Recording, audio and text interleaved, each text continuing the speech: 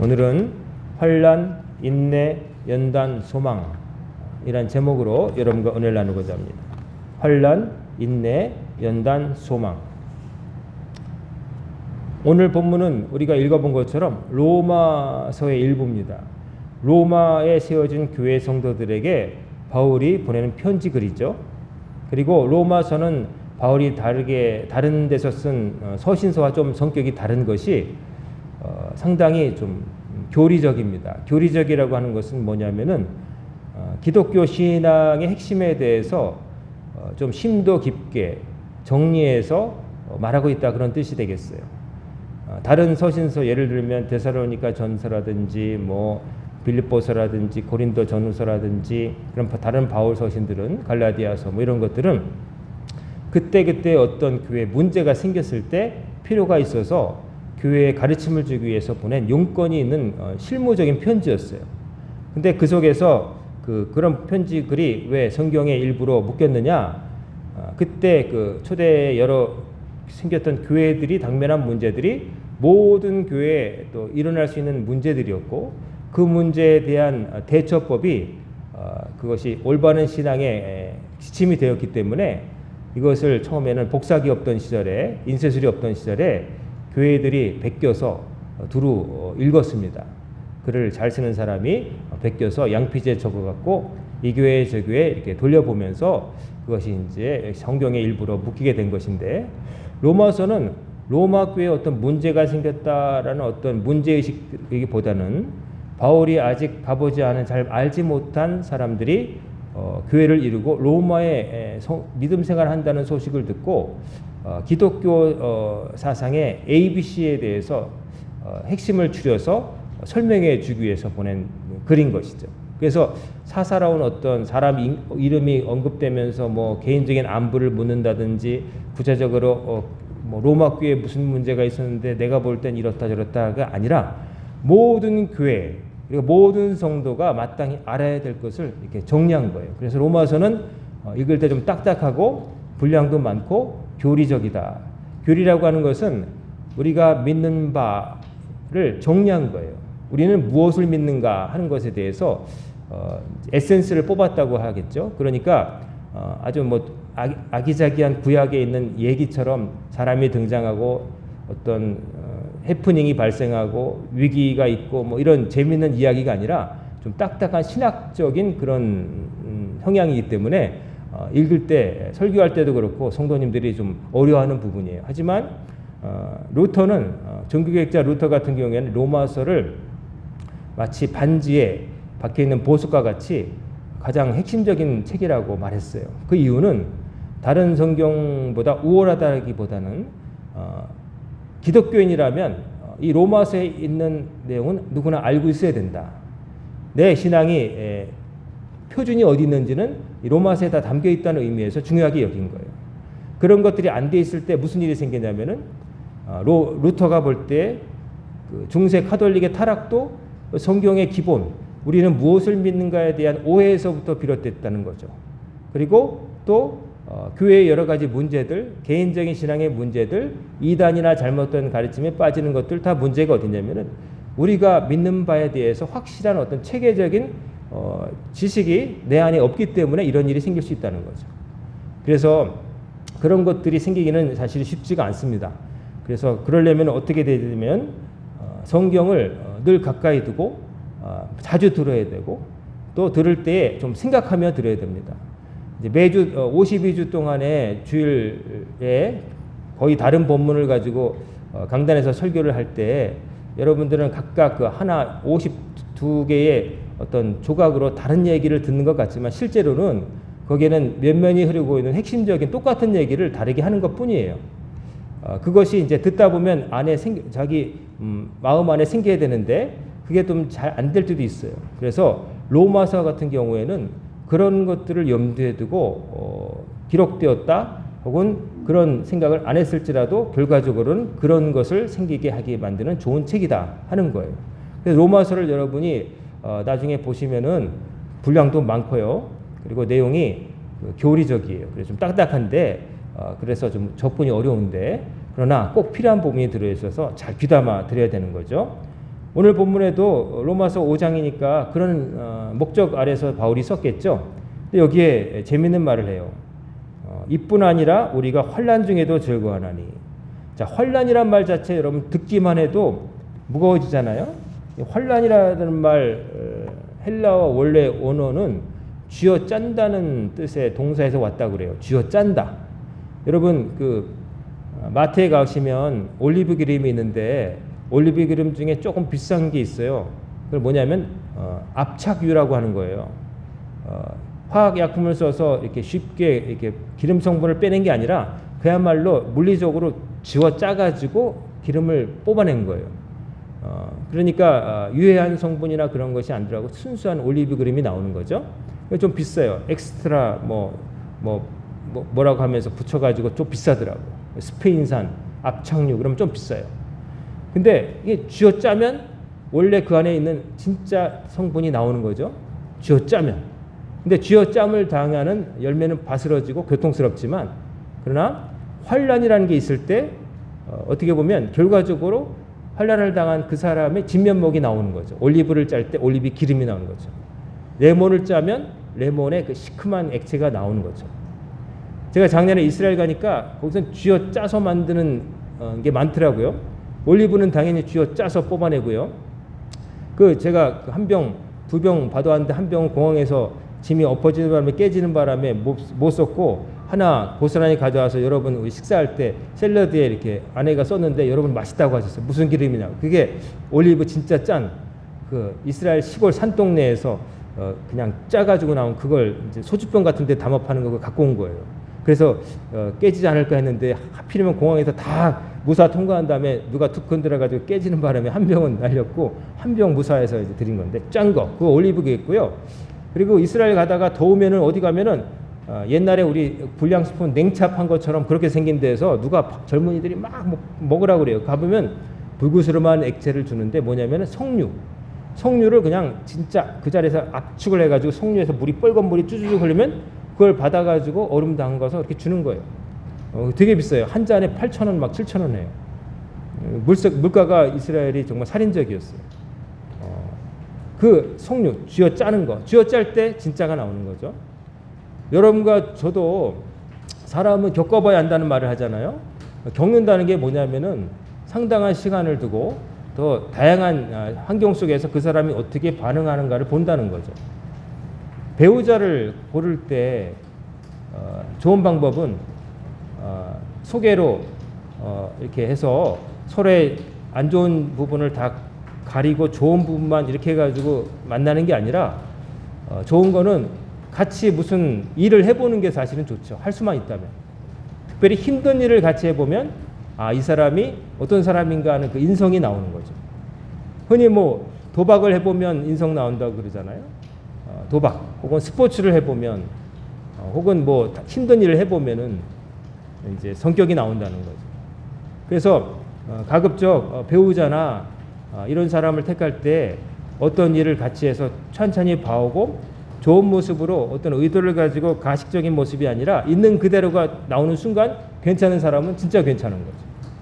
그래서 제가 청년들한테 과거에 그런 얘기를 많이 했었어요. 할 수만 있다면 정말 어디 수련회도 가보고 농활도 가보고 막 덥고 목이 몰리고 땀나고 이런 데 가보면은 진짜 성경 나온다. 교회 수련회를 가보든지 대학 동아리에서 농활을 가서 막 모기에 쏠리고 뭐 막 그 더운 데서 파리 덮인 밥도 먹어 그러면 그 사람 나온다. 그럴 때 진짜 괜찮으면 괜찮은 거야. 그런 얘기를 많이 했었던 거죠. 이처럼 환란은 사람의 진면목을 드러나게도 합니다. 근데 바울은 이 환란 중에 즐거워하라. 이때 환란은 당시에 살던 모든 크리스찬들이 당하는 환란을 가리켜요. 그건 뭐냐면 박해죠.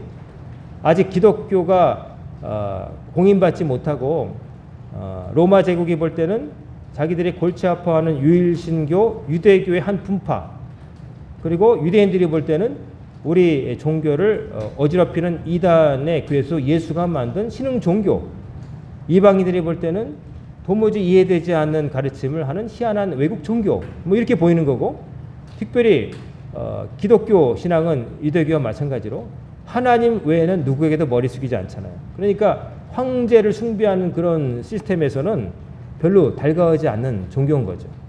황제를 신처럼 여기고 동전에 새기는 로마 문화에서는 그게 이해가 안 되는 거예요.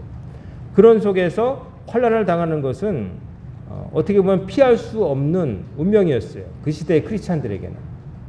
여러분과 저에게는 그런 박해가 없죠. 종교의 자유가 있기 때문에 우리는 그런 일을 당하지 않았지만 구한말, 대한제국말, 우리나라에 기독교가 들어왔을 때 초창기에는 다 이런 환난을 다 겪었습니다. 천주교의 이름으로, 개신교의 이름으로 들어왔을 때 사람들은 조상을 몰라보는 종교다. 제사도 안 지내고 부모를 뭐 홀대하고 뭐 오해 많이 했죠. 그때 이제 사실은 조금 선교에 문제가 있었죠. 서양 선교사 입장에서 볼 때 한국의 문화라든지 이런 걸 감안하지 않고 너무 충격적으로 오게 한 거예요.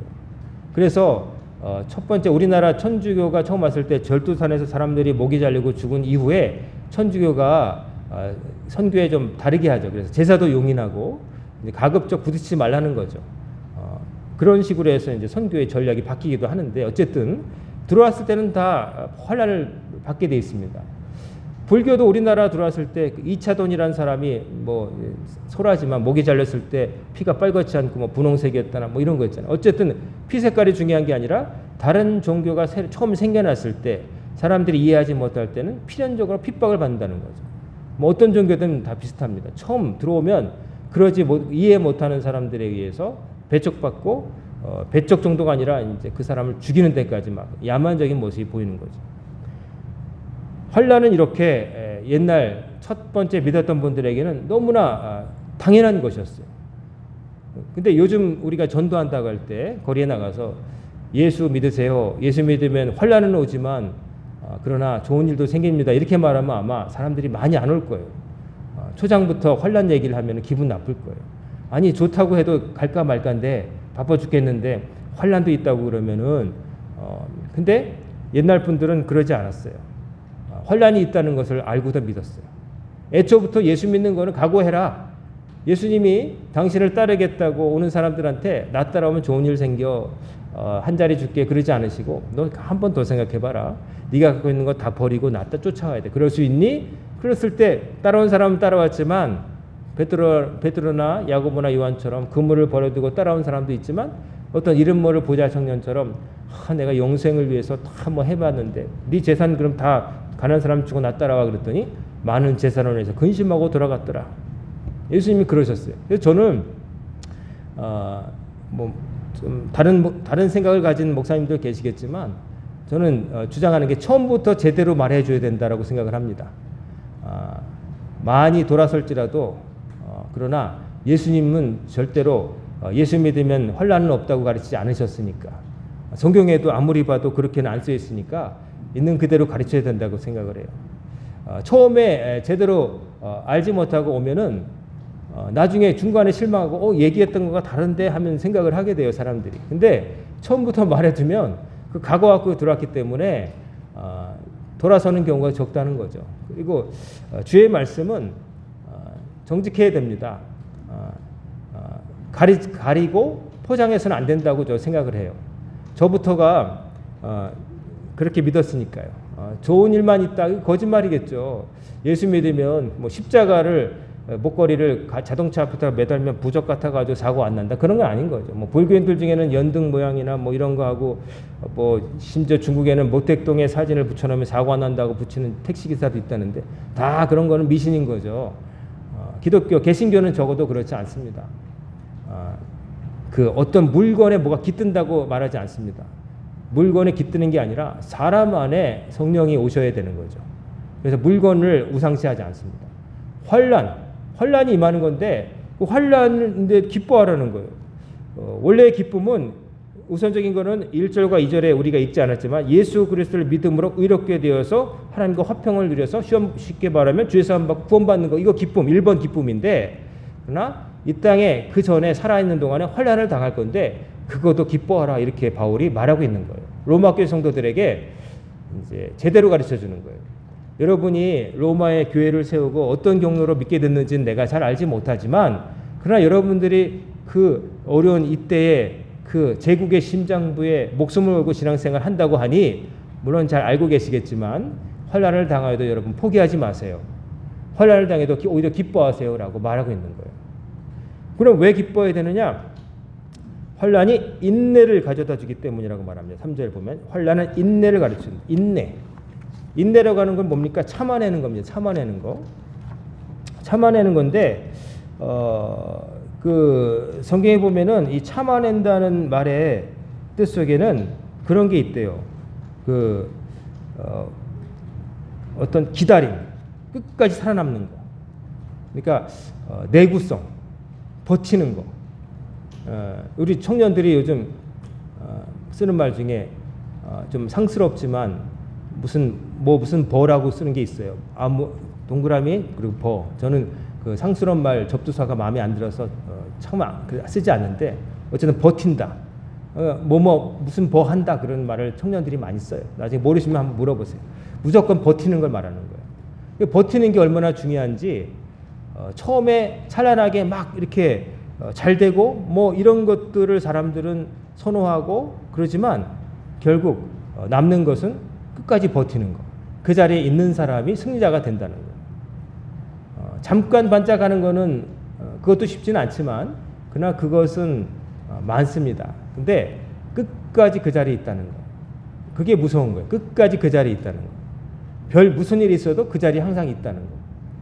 우리가 물건을 살 때 마트나 이런 데 가보면 똑같은 종류의 물건인데 가격에 편차가 있어요. 어떤 건 싸고 어떤 건 비싸요. 여러분 인터넷 쇼핑몰을 가보셔도 뭘 살 때 뭐가 하나 싼데 비슷한 종류인데 다르긴 한데 뭔 하나 비싸요. 그럼 비싼 이유는 뭘까요? 그냥 주인장 마음대로 올린 걸까요? 그건 아니죠. 만든 재질이 다르고 뭔가 기술이 들어가고 그런 거예요. 근데 만든 재질이 다르고 기술이 다른 경우에 그러면 그것만으로 그냥 다르니까 비싸지는 않잖아요. 어떤 결과가 있느냐? 그것은 값싼 것보다 더 튼튼하고 오래가고 재성능을 발휘한다는 거예요. 그렇기 때문에 값을 더 주고라도 사는 거예요. 우리가 뭐 이른바 메이커 그러잖아요. 왜 메이커일까? 때로는 메이커라고 하는 그 심볼이 너무 부풀려져서 그 브랜드 값어치 때문에 품질보다 더 많은 돈을 줘야 되는 경우도 있지만 대부분의 그럼 그런 브랜드들은 왜 메이커 소리를 듣고 비싼 가격을 얘기해도 사람들이 살까? 믿는다는 거예요. 뭘 믿느냐? 품질을 믿는다는 거예요. 그 품질이라는 건 뭐예요? 오래 써도 고장이 안 난다. 쉽게 말하면 그런 거예요. 옛날에 독일제 물건 하면 최고로 썼잖아요.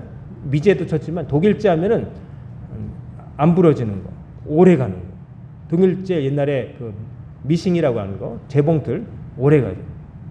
제가 다니는 이발소에 가보면은 이발소 그 사장님이 젊은 시절부터 지금 80 가까이 됐는데 아직도 가위를 잡으시는데 언젠가 이발을 하러 갔는데 그 앞에 이렇게 보니까 오래된 그 일본 말로 바리깡이라고 하는 거 있잖아요. 그 이발하는 그게 있는 거예요. 그래서 제가 이렇게 해서 보니까 제가 독일어를 아니까 보니까 독일 거예요. 고색창연한데 뭔가 달라요. 독일제인데 아직도 날이 반짝반짝. 그래서 이발하다가 물어봤어요. 사장님, 저거 독일제 같은데 어떻게 하셨어요? 네, 독일어 학교 다닐 때 봤어요. 근데 어떻게 얻으셨어요? 그랬더니 본인이 이 남양주에 그 이발사로 내려오기 전에 강남에서 큰 사우나장에서 거기 소속된 이발사였다는 거예요. 근데 대기업 회장님이 이발을 하러 그 사우나 하러 온다는 건데 자기 단골이 되니까 어느 날 나 독일 유럽 갔다 왔어 그러더니 뭘 하나 툭 주는데 보니까 내가 독일 가서 당신 생각나서 이거 사왔어 그러는데 독일제 그 바리깡을 사온 거예요. 그래서 지금 그 자랑스럽게 앞에다 놨어요. 근데 딱 보기에도 정말 오래돼 보이는데 근데도 멋있어요. 그냥 제가 잘 모를 때도 그냥 그걸로 이발하면 다 잘 될 것 같은 느낌이 드는데 튼튼하고 나사 하나도 녹이 슬지 않고 그래요. 그런 게 뭐냐면은 튼튼하다는 거, 신뢰, 오래 버틴다는 거예요. 세월의 흐름 앞에 버틴다는 거예요.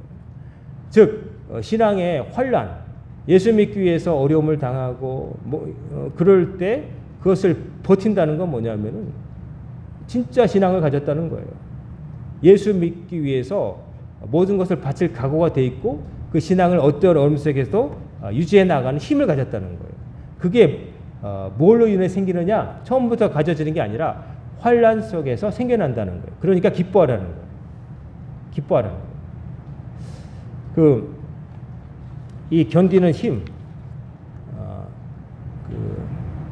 여러분 잘 아시는 명상록을 쓴 로마 황제이자 철학자였던 마르쿠스 아우렐리우스가 전쟁터에서 혹은 나라를 다스리다가 너무 머리가 아프고 괴로울 때마다 자기를 다스린 글을 적었고 그런 것이 명상록으로 남아 있잖아요. 거기 보니까 그 명상록 중에 그런 말이 있더라고요. 사람의 시련은 사람의 행동을 유발한다. 이 말은 뭐냐면은 어려움이 있을 때 사람은 생각하게 되고 길을 모색하게 되고 안 하던 것을 하게 된다는 거예요. 근데 어려움이 없으면 사람은 그냥 살던 대로 그냥 살아간다는 거예요. 별 생각 안 하고. 근데 어려움이 있으면 궁리를 한다는 거예요. 쉽게 말하면 이렇게 비가 오는 날 맨날 다니던 길이 물에 막 이렇게 하면 발이 젖잖아요. 그럼 사람은 뭘 생각할까요? 야, 어떻게 하면 발이 젖지 않고 저 건너편 마을로 갈 수 있을까? 생각을 할 거 아니에요? 그러다가 생각하는 게 무거운 돌을 이렇게 넘으면 징검다리처럼 할 수 있겠다. 그래서 움직이게 되는 거예요. 그 비가 없었으면 그런 거 놓을 생각 안 했겠죠. 사람이 생각한다는 거예요. 그래서 시련은 사람의 행동을 유발한다. 그리고 마지막에 뭐라고 썼냐면 그 어려움, 우리의 길을 가로막는 것이 우리의 길이 된다. 그런 말을 남겼어요. 우리를 가로막는 그것이 우리의 길이 되게 만든다. 그러니까 환란을 당했을 때 거기서 내가 더 강해지고 그걸 극복할 방안을 찾게 되면서 내가 더 강해진다는 거예요. 그래서 환란이라고 하는 어려움 속에서 모두가 기독교를 이상하게 보고 좋게 보는 사람 적은 그때에 예수 믿는 것만으로도 값비싼 대가 생명까지도 위협을 받는 상황 속에서도 견디면, 믿음을 견디면 그것을 지키는 힘을 가지고 환란 속에서 그것을 갖게 된다는 거죠. 만약에 그런 것이 없으면 내 신앙이 진짜인지 아닌지 검증해 볼 어떤 그게 없는 거예요. 요즘은 여러분과 저는 이 박해를 당할 일은 없잖아요. 우리나라에서는. 박해는 당하는 게 아니라 생활에 불편은 조금 있겠죠. 내가 교회 다니니까 주일날 잠잘 수 있는 시간을 늦게까지 잘 수 있는 시간을 포기해야 된다. 사람들은 친구들은 다 주일날을 일요일이라고 부르면서 그때 놀러 다니는데 나는 그때 어울릴 수 없다. 그리고 교회 다니니까 친구들이 모여서 동창회 때 술 먹고 막 이러는데 나는 거기 어울리기 힘들다. 뭐 불편한 정도는 있을 거예요. 하지만 그것 때문에 내가 막 생명의 위협을 느낀다든지 뭐 그런 건 없는 거잖아요.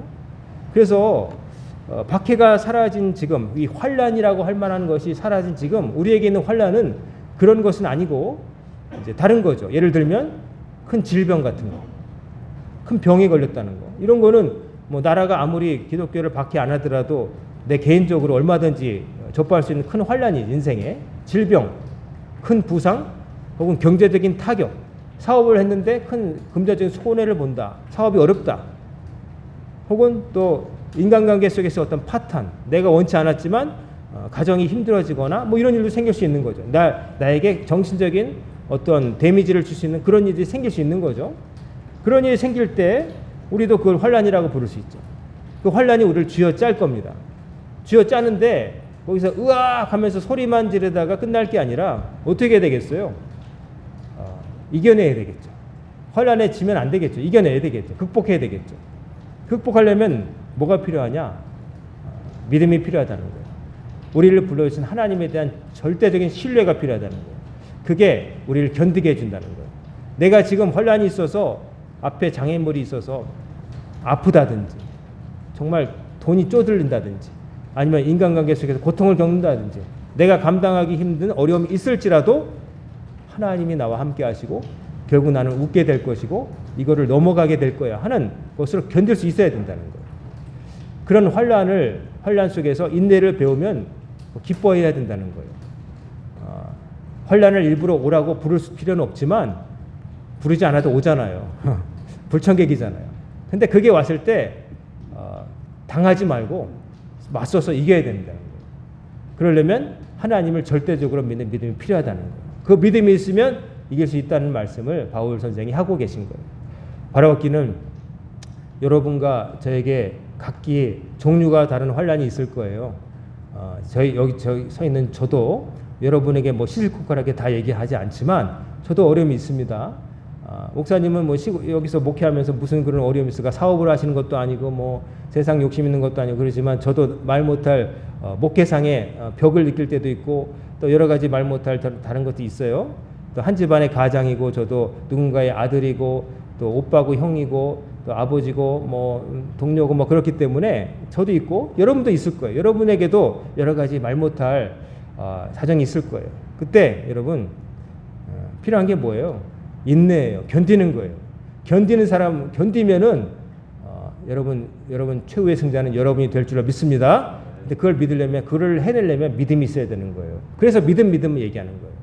뭐 믿음이 언제 필요하냐? 가장 힘들 때 필요한 거예요. 가장 힘들 때를 이기기 위한 무기가 믿음인 거예요. 그 다음에 바울이 뭐라고 말씀하시냐면은 인내는 연단을 또 준다. 연단. 이 연단이라는 건 우리가 생각할 때 바꾸면 단련. 연단이라는 건 원래 그 금속을 두드려서 단단하게 만드는 그런 것에 비유해서 한자어로 번역한 건데 이 연단이라는 말이 헬라어로는 뭐냐면은 원래 뜻이 좀 달라요. 뭐냐면은 증명하다는 뜻이 있대요. 증명하다. 연단이라고 번역됐지만 증명, 입증.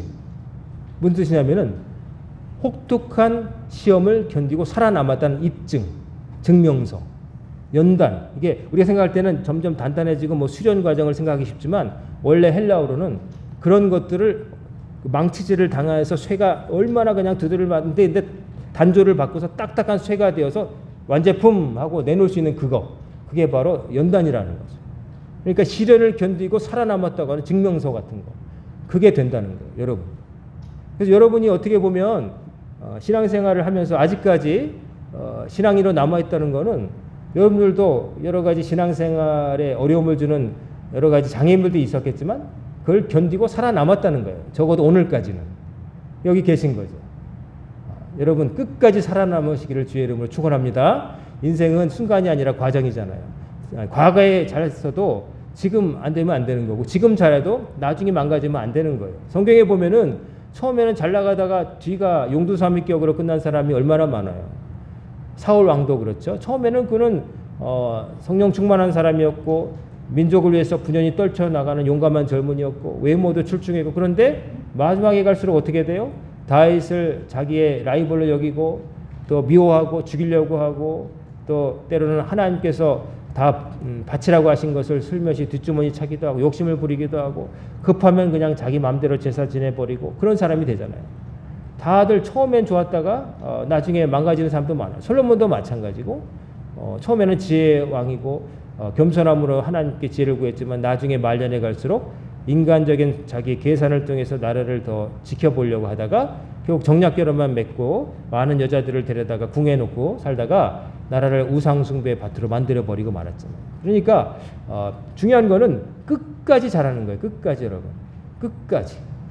운동선수들도 끝까지 잘하는 사람들이 멋있잖아요. 은퇴할 때까지 끝까지.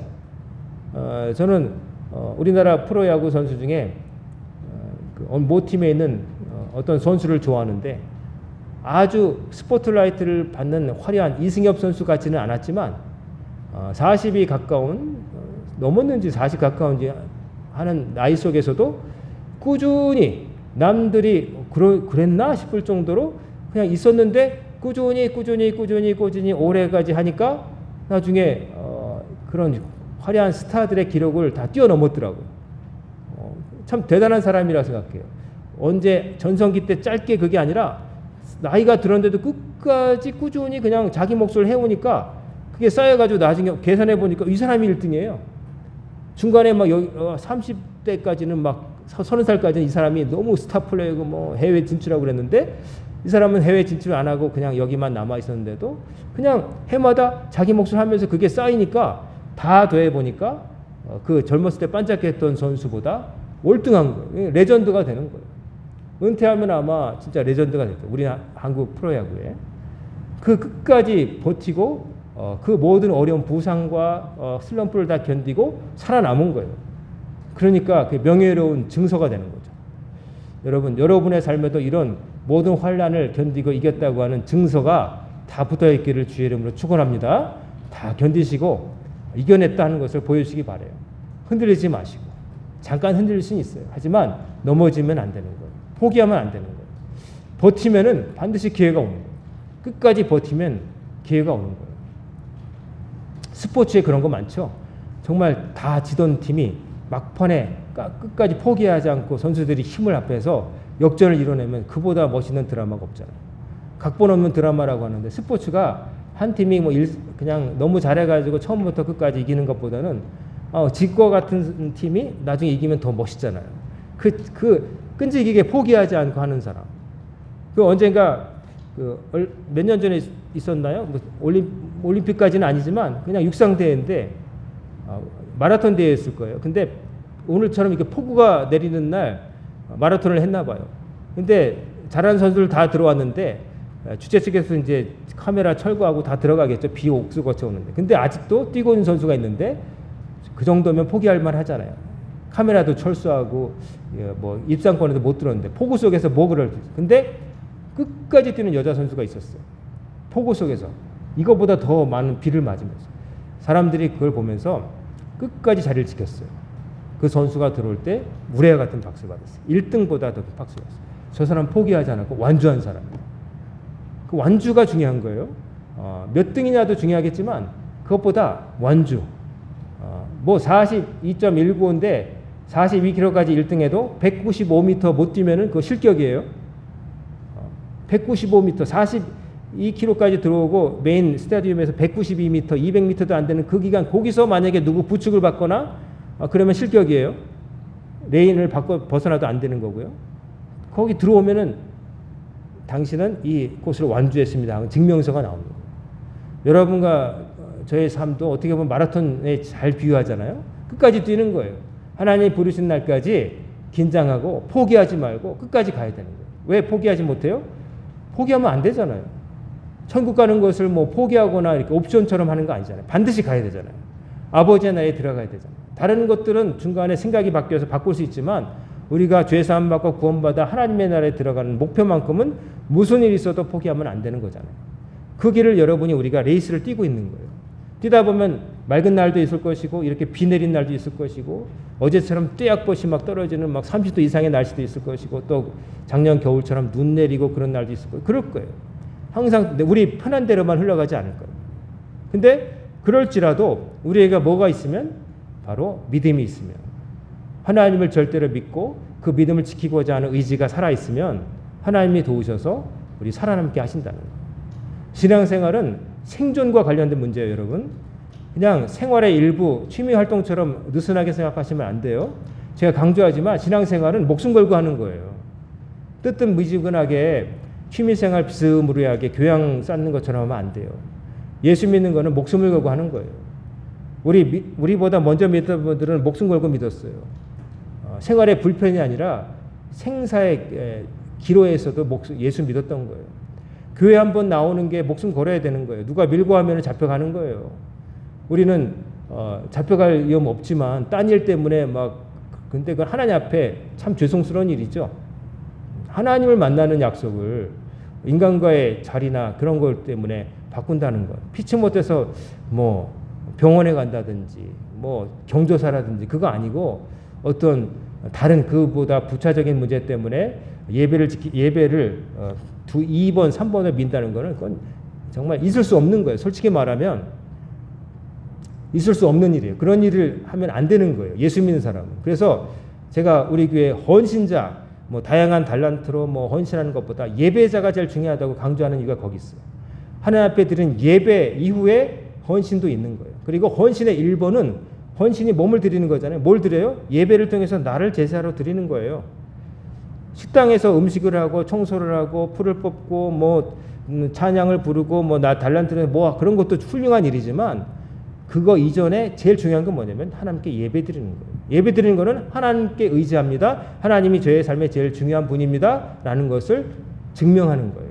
그래서 다른 만사 제쳐놓고 여기 와 있는 거예요. 그래서 이런 믿음, 이런 각오를 해야 된다. 그리고 바울이 말하기를 연단을 뭘 이루냐면 마지막에 소망을 이룬다. 이 소망은 무슨 소망일까요? 큰 집 사는 소망? 좋은 차 타는 소망? 자녀들이 입신양명해서 어디 합격했다고 뭐 동네 자랑하는 프레카드 거는 소망? 그런 거 당연히 아니겠죠. 우리 집 앞으로 전철이 막 오는 그런 소망? 그런 거 아니겠죠? 천국에 들어가는 소망인 거예요. 우리의 소망은 뭐예요? 아버지 나라에 꼴이 나는 거예요. 낙오되지 않고. 다른 거 다 성공해도 구원받지 못하고 아버지 나라에 못 들어가면 무슨 소용이 있는 거예요? 항상 다른 것에 관심이 많고 다른 거에만 얽매여 있으면 내가 어디로 가고 있는지 내 진짜 목표지 본향이 어딘지를 잊어버리게 돼요. 그런 것에 취해가지고 잠깐 지나가는 즐거움 속에. 근데 그게 몇 날이나 가요. 친구를 만나면 좋아요? 좋죠. 얘기도 하고 이런저기 하고 뭐 좋지만 정말 가장 힘들 때 그 사람들이 나를 대신해서 내 몫을 감당해 줄 수 있는 건 아닌 거예요. 누구도 심지어 가족도 마찬가지예요. 내 믿음은 내가 지켜야 되는 거예요. 절실하게 하나님께 매달려야 되는 거예요. 다른 사람을 위해서 기도하는 것도 중요한데 우선 내가 나를 위해서 기도할 수 있어야 되는 거예요. 내가 나를 위하지 않는데 누가 나를 위하겠는 거예요. 내가 나를 위해야지. 내가 나의 구원을 위해서 갈망해야 되고 애써야 되는 거예요. 최선을 다해야 되는 거예요. 최선을 다할 때 우리 모자란 부분부터 하나님이 역사하시는 거예요. 그래서 소망을 이루기 위해서 뭐로부터 시작됐냐면은 환난 속에서도 견디고 또 살아남는 그 믿음을 통해서 그 소망을 마침내 이루게 된다는 그 얘기를 지금 바울이 이렇게 하고 있는 거예요. 결국 관건은 뭐냐면은 쉽게 말하면 이 세상은 우리가 겪어온 바와 같이 녹록지 않다. 우리 뜻대로 흘러가는 일은 거의 없다. 그러면 거기서 우리가 어떻게 되느냐? 그러면 패배자로 환경이 그러니까 나는 안 돼 라고 있을 거냐? 아니라는 거죠. 환경이 그러면 어떻게 돼요? 이겨내야지, 견뎌야지. 뭘로요? 하나님을 힘입어서 하나님께 의지해 하나님 도와달라고 내가 부르짖어서 하나님 힘으로 내가 이겨내야지. 그러다 보면 하나님께서 정하신 때가 되고 소망의 나라에 들어갈 수 있다는 거예요. 그거를 로마 교회 성도들에게 알려주고 싶었던 거예요. 그 동양의 고전 맹자 아시죠? 공자의 제자라고 하지만 직계 제자는 아니고 직접 본 적은 없어요. 공자의 제자로부터 배웠죠. 제자로 배웠는데 공자와 맹자가 상당히 비슷한 듯 하면서도 다른 점이 있어요. 맹자는 제가 성대를 나왔잖아요. 성대 나왔는데 유학이라는 것을 무조건 배워야 돼요. 종교와 상관없이 유교를 물론 배워야 되는데 그때 그 유교 시간에 그 맹자에 대해서 그 강사가 하신 말씀이 아직도 기억나요. 맹자 삼천지교로 해서 맹자가 3번 이사 다녔다고 그러잖아요. 어머니가 자식 교육을 위해서 뭐 무덤가에 갔더니 아이고 데이고 뭐 장사했더니 맨날 물건 흥정하고 그러니까 서당으로 갔다는 건데 실제로는 맹자의 고향에 가면 맹자의 얼굴이라고 해서 상상을 그리는 그림이 있는데 맹자의 얼굴은 아무리 들여다봐도 학자의 얼굴이 아니라는 거예요. 그럼 뭐의 얼굴이냐? 장수 혹은 싸움꾼의 얼굴이라는 거예요. 우락부락하게 생겼대요. 그러면 뭐냐면은 맹자가 추측하기로는 어릴 때 살면서 동네 애들을 많이 패줬다는 거예요. 그러니까 살 수가 없어가지고 학부모들 등산에 몰려서 여기저기 요즘 전학 가잖아요. 학폭으로. 그듯이 이렇게 도망갔다는 얘기를 하는 거예요. 그래서 맹자는 불의를 보면 못 참아서 심지어 임금이 임금 닿지 못하면 하늘의 천명을 어겼기 때문에 역성혁명이 가능하다 그랬거든요. 그래서 임금들이 싫어했어요. 공자는 좋아했는데 맹자는 임금이 임금 닿지 못하면 천명이 온 것 같기 때문에 역성혁명이 이렇게 된다 그랬거든요. 그래서 맹자는 별로 안 좋아했거든요. 근데 맹자가 한 말 중에 그게 있어요. 일본의 위대한 신학자 우치무라 간조라는 분도 인용을 했는데 제가 직접 찾아보니까 그런 말씀이 있더라고요. 맹자의 이런 말이 있어요. 하늘이 어떤 사람에게 큰 일을 맡기는 명을 내릴 때에는 반드시 먼저 그들의 마음을 괴롭히고 그들의 살과 뼈를 지치게 만들며 그들의 육체를 굶주려 마르게 하고 그들의 생활을 궁핍하게 하여 하늘마다 그들의 뜻과는 어긋나게 만들어 역경에 빠뜨린다. 이것은 그들의 마음을 분발하게 만들고 성질을 참게 하여 자기가 해내지 못하는 것을 더 많이 할 수 있도록 해주기 위해서 그런 것이다. 즉 하늘이 어떤 사람에게 큰 일을 맡기려면 그 사람을 순조롭게 하는 게 아니라 이렇게 굴리고 저렇게 굴리고 좌로 지침 우로 지침 해가지고 그걸 다 견디게 만들어서 자기가 자기 한계를 뛰어넘게 훈련시켜서 쓴다는 그런 얘기를 하는 거예요. 맹자가 하나님을 제대로 안 사람은 아니었지만 그래서 뭔가를 본 사람인 것 같아요. 그래서 이런 말을 했다는 거예요. 근데 성경에는 이미 그런 말이 다 있어요. 환난이 인내를 낳고 인내는 연단을 낳고 연단은 소망을 이룬다. 그렇기 때문에 지금 신앙생활이 어려워도 세상의 맞서기가 버거워도 지금 당면한 문제가 어려워도 포기하지 마시라. 믿음을 가지고 견디면 끝까지 견디면 하나님께서 여러분을 승리자로 만들어 주실 것이다 라는 말을, 이 희망의 메시지를 그 박해의 시대를 어두운 터널을 지나가 있던 성도들에게 해준 거예요. 저도 여러분에게 그런 말을 해주고 싶어요. 신앙생활을 할 때 여러분의 발걸음을 가로막는 수많은 장애물들이 존재할 거예요. 적의 모습으로 다가올 수 있고 달콤한 친구처럼, 때로는 가족의 모습으로, 여러 가지 모습으로 다가올 거예요. 그럴 때 여러분 지지 마세요. 끝까지 견디시길 바라고 신앙생활에 목숨을 거시기 바랍니다. 대충 하지 마세요. 여러분에게 정말 중요한 건데 이걸 대충 하면 되겠어요? 대충 하면 안 되고, 대충 하면, 공부도 대충 하면 성적도 대충 나오잖아요. 골프를 칠 때 대충 휘두르면 대충 나가잖아요. 절대로 똑바로 안 나가잖아요. 조금만 방심하면, 저는 잘 모르지만 골프 좋아하는 분들이 그러더라고요. 약간만 생각이 바뀌었는데, 잡념이 들었는데 공이 비껴 맞아가지고 훅이 나기도 하고 슬라이스가 난다. 동그란 공을, 이게 납작하지, 약간 동그란 걸로 치는데 약간만 생각이 바뀌어도, 조금만 바뀌어도, 1mm만 바뀌어도 공은 엉뚱한 데로 간다는 거예요. 정성을 기울여야 된다는 거예요. 뭐 저는 안 쳐봤지만 그럴 것 같아요. 아무리 봐도. 그게 정성을 안 기르면 생각이, 볼링은 제가 몇 번 쳐봤는데 잘 못 치지만 볼링도 그렇더라고요. 그 기름을 깔아놓은 미끄러운 그 레인에 둥근 공을 손가락 넣어가지고 굴리는데, 조금만 생각 바뀌면 공이 막 하수구처럼 옆에 빠지고 가운데로 가다가 옆으로 까지고, 그냥 생각만, 아까 정확하게 스트라이크를 넣었어도 똑같은 마음으로 했다고 하지만 두 번째 공 굴릴 때는 또 다른 거예요. 그러니까 정성과 정성을 다하는 거예요. 옛날에 그래서 볼링은 수도원에서 시작했다는 거 아니겠어요? 수도원에서 정신을 가다듬기 위해서 공을 굴려가지고 똑같이 굴려서 스트라이크 나오면 저 사람 정신증 잘했다고 했다는 거예요.